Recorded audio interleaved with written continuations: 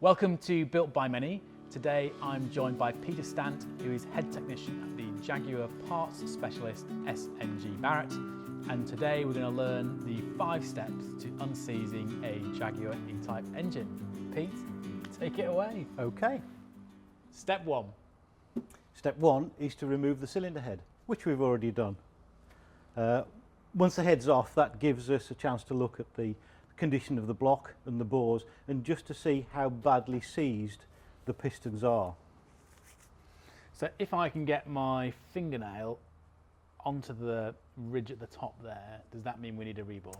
Yeah, the top of the piston doesn't wear the top of the bore. The piston rings do the wearing. So if you get a pronounced lip, that tells you the engine's done quite a few miles. And I think in this case we're well on the way to a rebore. Right. Step 2. Okay, now step 2. This is where patience comes in. For the last week I've been spraying the bores, soaking the bores with a mixture of diesel and a little bit of release oil. Once you've done that, it's just a case of walk away, just let the mixture do its work. Cup of tea then? Yeah. Okay. So step 3, we've been waiting a week for our diesel to soak through the bores. What's next? Now, just to ease the pistons on the way, I think with the trusty piece of wood and your dead blow hammer, just a few light blows on the piston crown, just to see if you can crack the seal against the piston rings. I can see a bit of movement on that one. Yeah. Movement on that one. So this is just a crack. Yeah, it's just to put a little bit of a twist on the piston, just to. Okay.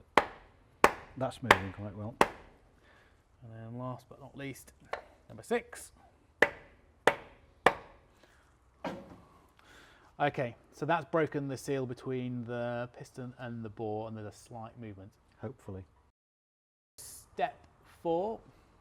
Well, now the pistons are potentially freer than they were, we can put a socket and a bar on the crank and just move it backwards and forwards gently, just to see if we can get the whole thing to turn.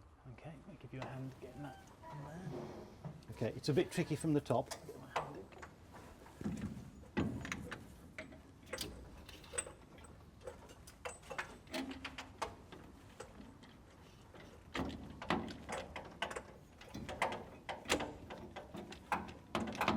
Right, we're on.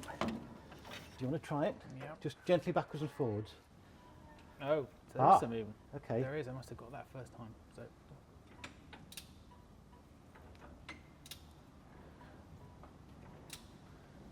So am I aiming for a full rotation? Or Well, just as long as it doesn't get tight, you can just keep going, because it looks like I think we're on a winner.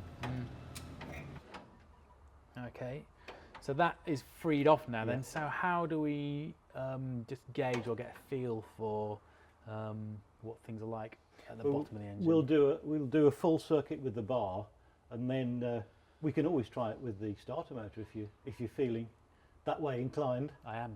Okay. Step 5 is the fun part. Yep, step 5 is certainly the fun part. Because the starter motor is still bolted on, we can actually try and turn the engine over as you would do if you turn the key. Just for safety, I've locked wired these two gears together so that that's not going to turn around and jam while the thing's rotating, if it rotates. Okay, so what do I need to do? Okay, well, we need a battery, which we have. We need Yep. jump leads, we need a good earth, and we need a contact to the starter motor.